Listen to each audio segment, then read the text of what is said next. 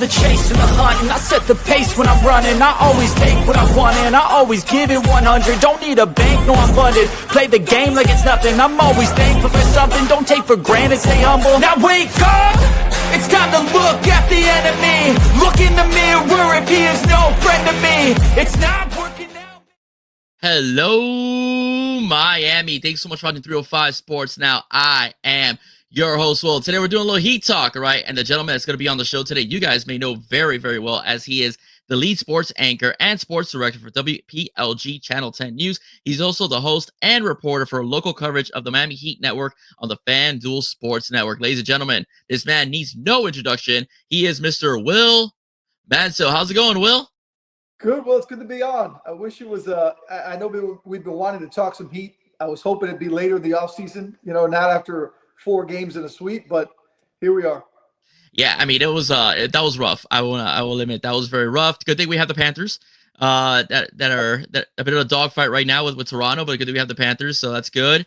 But I'm glad you're on. I know you're very busy. I know you're very busy, so I appreciate you taking the time to talk to us here on 305 Sports. Now, so regarding Heat Talk, I don't. The whole thing with Jimmy Butler, which was a major distraction. The whole thing about 16 fourth quarter blown leads, some of them even being double-digit leads, has been an issue for this team. But the one thing that I've been seeing online, and it's even been circulating all over the national media as well, is that maybe the Miami Heat have a Pat Riley problem. Okay, the fact of the matter is that people feel that with Pat calling out Jimmy was something he does. Let's face it, to some of his former players and current players, that may have rubbed Jimmy the wrong way, and that was the beginning of the fall of the Miami Heat this season. So some of the fan base is saying that Pat Riley needs to step aside. Maybe Eric Spoelstra takes over or somebody else. What do you think about that perspective, Will? I got 2 takes on it. Let's start with Pat Riley. Pat is going to be here as long as he wants to be here, and there's no sign that he doesn't want to be here much longer. I mean, he's 80 years old, but he's still going strong.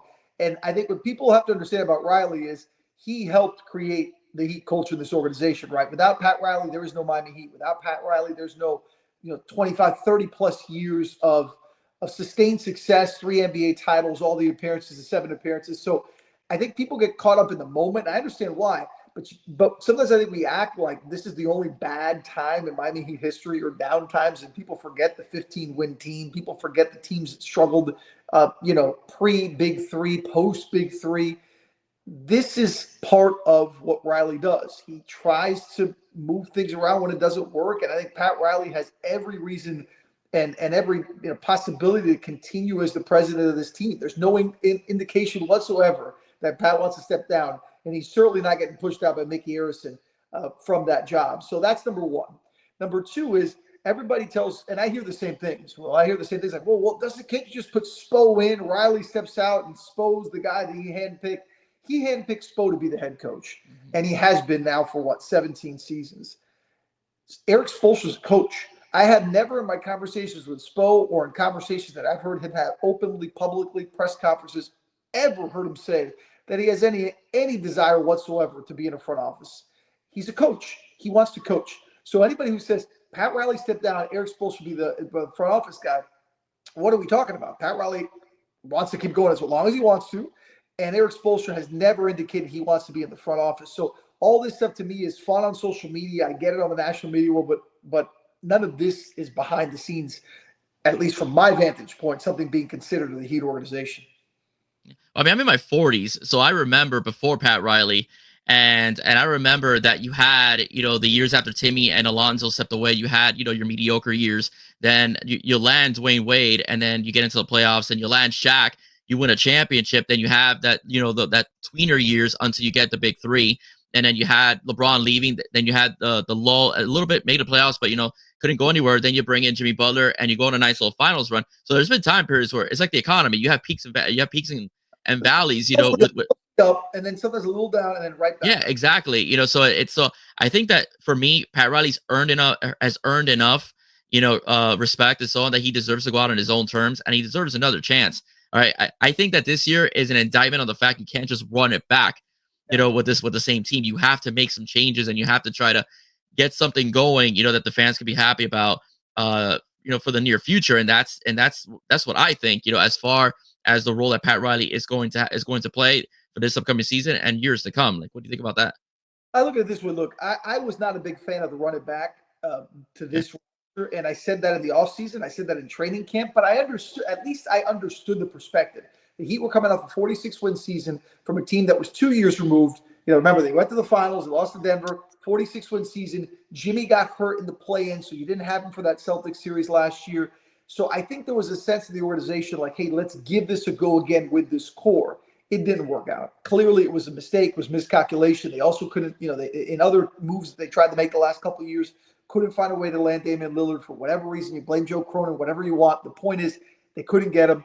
Other parts they tried to tweak, it didn't work. Areas they looked for, and then obviously the Jimmy situation just blew up in their face. With Jimmy and the contract and all those things. But I will say this: I understood at least their perspective to try to run it back.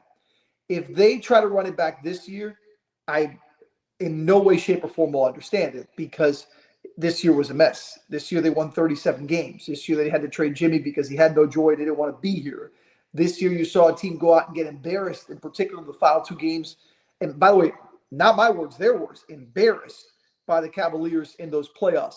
You can't in any way say we're going to run it back and it's going to be okay after what's happened. So I think it's pretty clear something needs to happen this offseason. What that something is, we'll have to wait and see.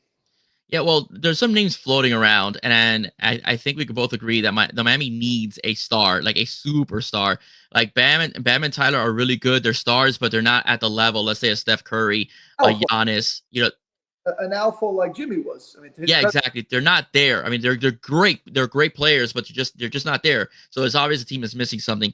I've seen some names being floated around. The first one I want to talk about is Kevin Durant. He's the one that people feel most likely would end up in Miami if that was the case. Currently, he's making about $50 million a year, and he doesn't really become a free agent until 2026. What will the Heat have to do to acquire someone like Kevin Durant? Well, I mean, they'd have to give up most of their assets, right? And that's I think that's a position where Miami's in a tough spot. They would like to obviously add a star. The question is, what star at what point of their career? Do you get an aging star like a Kevin Durant, who's still one of the top scorers in the league? Do you go for a younger, upcoming type star like a Zion Williamson if he becomes available?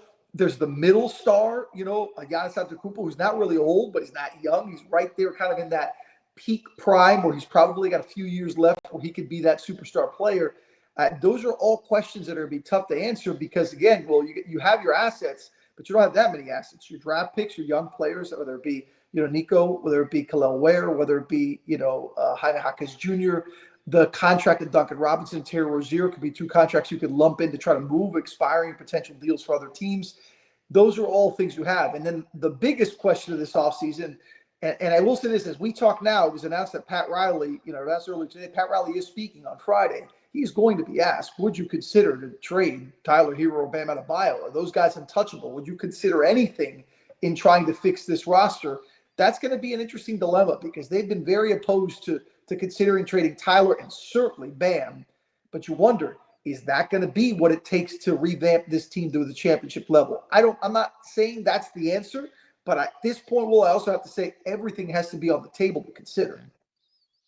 Okay. Giannis has we just mentioned Giannis. Giannis has at times seemed like he's expressed interest in coming to Miami.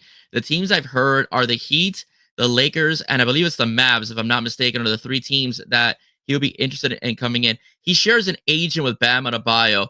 In the NBA, stars have a bit more sway, even if the Heat don't have the pieces that Milwaukee may want, but there are some good pieces. You just mentioned a few of them.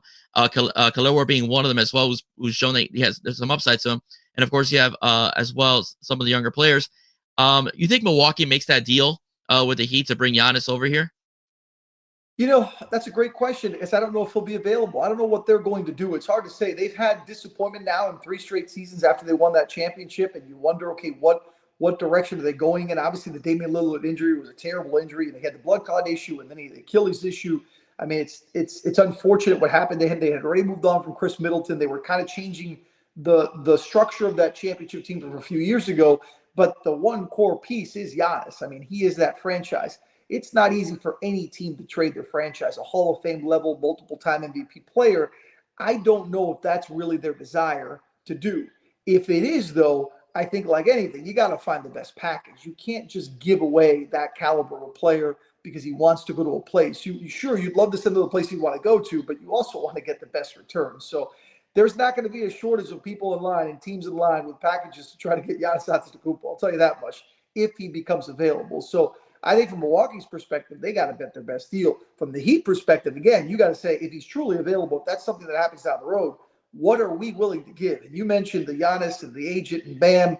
I mean, Giannis and Bam, can they play together with their positions? You know, the way, do they counter each other? How does that work? Would you put Bam in a package there? Your captain, your leader, a guy on and off the off the court, you know, in the community. That's a lot of stuff that's got to go through Pat Riley in that front office to figure out. I'd be surprised if they actually trade Bam. I think Tyler would be the first one to go, because I remember Bam saying that they were actually going to trade him for Jimmy Butler, and I think Pat Riley's the one that vetoed that decision. So I think I think the Heat are more likely to keep Bam over Tyler. That's just my take, you know, as far as the perspectives go. Certainly wouldn't want to trade Bam, but again, we're talking, since this conversation, all these conversations are all hypotheticals, right? Like, who's available? Of course. You can't expect to just say, okay, I'll throw you a couple draft picks and a young player and get a superstar. It's not that easy. Yeah. I wish it was, but it's not. You usually are going to have to give something to get, especially when you're talking MVP caliber players.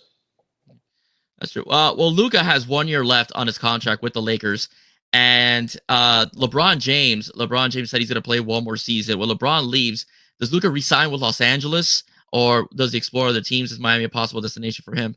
I mean, that's the decision everybody in the NBA is looking at, right? Is like, everybody thought, okay, now they're perfectly set up post LeBron. Luka leads the way, but maybe Luka doesn't want to be there. Maybe Luka doesn't want to be in LA and deal with that and be part of that. I know for a fact. I mean, it's pretty clear he's talked about it. I mean, Luka likes Miami. When I say Miami, I don't just mean the Heat. I mean the city and the vibrant culture, and obviously the melting pot that it is. It's a unique city, and it's, I think, a city that Luka would thrive in. From a basketball perspective, obviously it's a perfect fit, but I think every NBA team and fan base would say that about a guy, you know, in his mid-20s, just entering his real prime, who's such a great player. So yeah, I think that's the big domino, right, that needs to fall in the NBA in the next couple of years. What is Luka really going to do? And I think every organization, and certainly one like Miami that really seems like they can have a legitimate shot to go after him, has to position themselves to say, okay, what if this really happened? What if he were really available and we would need to get him? Because whatever that takes, you do whatever it takes, you know, to get a guy of that caliber. But again, that's an ultimate hypothetical, because you just don't know. Right now, he's a Laker. He's not going anywhere right now. And you got to see what they try to sell around him to build toward the future. If he can't land anybody of that caliber at the end of this offseason, what's the best case scenario for Miami? Again, they can't run it back with the same roster. Like, what do you think is the best case scenario for the Heat? Like, what kind of pieces require, like, holes that they have in the team that need to address? You know, that sort of deal. Like, what do you think Miami will do to make sure that maybe this year they can at least make a playoff, not play in the play-in, but actually make an actual playoff, and they may prepare themselves for a much stronger free agent season a couple of years from now? I mean, I think you're going to look at all the names that could become available this offseason. You look at the Trae Youngs, the Zion Williamsons, the Ja Morants. You know, is Ja Morant, given his history and the issues he's had, is he someone the Heat culture would consider? You know, I don't know. On paper, it sure doesn't seem like it, given his issues, but the basketball player is phenomenal. You know, so those are, right now, as we sit in May, and with the NBA playoffs still going and not knowing really the direction of other teams, I think the Heat have to be in that mode where, hey, we're going to listen and look at all, and we're going to see at every situation with every NBA team. And by the way, we have this discussion now. The Heat have had all these discussions already. They know every roster in the NBA, obviously. They know every contract in the NBA. They know every player available and every player who could become available. And they have every scenario written down, put down, charted. And now it's just a matter of, okay, how do we acquire this player? What's it going to take? And whenever those guys become available, the Heat will be ready to pounce. But to your point, Will, and I think the most Heat fans that know this, you can't just say, hey, we're going to run the same roster back. Maybe we'll add a veteran player somewhere on a minimum. It just can't be that way, because otherwise you're setting yourself up for another play-in team that's going to lose in the first round if you're lucky. And well, this team this year was pretty darn lucky to even make the playoffs the way they played. Yeah, absolutely. Well, let's see what the future holds. Okay, with Miami, it's definitely going to be an interesting offseason. Before you go, but ladies and gentlemen, as we record, the Florida Panthers are playing currently, and Wills was gracious to join us while he's covering the game over at Local 10. But before I go, I just want to ask you, if you guys haven't heard, Channel 10 is parting ways with ABC, and they're going to be completely locally independent. That includes news and local programming as well. So, Will, let the audience know what that's all about, and what does it mean for the sports program moving forward. Well, I think from an audience perspective, without getting too inside the TV world, stuff that doesn't matter to viewers, the ABC brand, which has been a big part of Local 10, WPLG for 50 plus years, the agreement was up, and Channel 10, WPLG decided to part ways. They couldn't reach a deal. And as you guys know, look, we're doing a podcast now via StreamYard and all these things. The technology and the way to communicate has changed. Sports, news, everything is the way that news and things are delivered has changed. As a local station, you look at ways to change and what's important to viewers. The way that people watch TV shows. And people don't always just have appointment TV at 8 o'clock on Friday, at 7 o'clock on Friday. I mean, you watch things on streaming and things, Netflix and Hulu and all these things. What I'm getting at is I think the station just felt it was time to move forward to put on a different type of programming, put on news, local news that matters, and the hours that we want to do. So the way it changes for the viewer is this: you're going to get a lot more availability and access to local news. You're going to get a lot more availability and access to local programming. I just did an F1 show on Friday night over at Hard Rock. It was a 1 hour preview. We did this big show. I interviewed Charles Leclerc. We did all these previews for the event. Sunday, we had a post-race show, a pre-race show. Those kind of shows now, without the network programming where you're locked into showing like, hey, this show on ABC at 8, this show at 8:30, are going to be available to us as a sports department, as a weather team, as a news station. So I think the way it changes is you're going to see a lot more local news. You're going to see a lot more local content. And I think that's important because you can get national news anywhere, right? You can get movies and TV shows anywhere. But the one thing, like this conversation we're having around the Heat, right? Unless you're having it in a podcast like this and a discussion like this, you're not going to see it on the national news. You're not going to see the in-depth stuff and conversations about the Panthers and the Heat and UM and the Marlins and all those things. And now we have a bigger window to give that to viewers. So it's exciting. We just hired a new reporter, Casey Hinch. She's great. She just came into town. We've got our news department. I mean, the newsroom is growing. So we got a lot of good stuff starting in August. A lot more work, but it'll be fun. Well, thank you so much. We look forward to the ongoings of Channel 10 News and Channel 10 in general this upcoming August. And thank you so much for joining us. I'll let you get back to the game. Will, thank you so much once again. But let us know where we can find you. I know Local 10 News, but anywhere else you want people to they would hit you up at? Yeah, always find my social media. My ad is just my name, at Will Manso. I'm happy to always chat sports. And, obviously during Heat broadcast during the year on Local 10. But always feel free to reach out on social media. We can chat and talk some South Florida sports. So it's my pleasure to be on there. We'll do it again soon. Hopefully we can do it again after the offseason, right? And then we can kind of look back and see what we talked about and see what really happened. We can do that down the road. Absolutely. Well, you're always welcome to come on the show. I mean, always. You have an open door anytime you want to come on. And Will, thank you so much once again for joining us, ladies and gentlemen. If you like the show, if you like what you heard, please do not forget to like, share, and subscribe to 305 Sports Now. It's absolutely free. And don't forget to catch Will Manso and Local 10 News 11 p.m. And of course, like I said, he's the lead guy, and him and Clay Ferraro do an excellent job going back and forth, debating the Heat, the Panthers, you name it, they got it. Have a good one, guys. Stay safe. God bless you soon. Have a wonderful day. Bye-bye.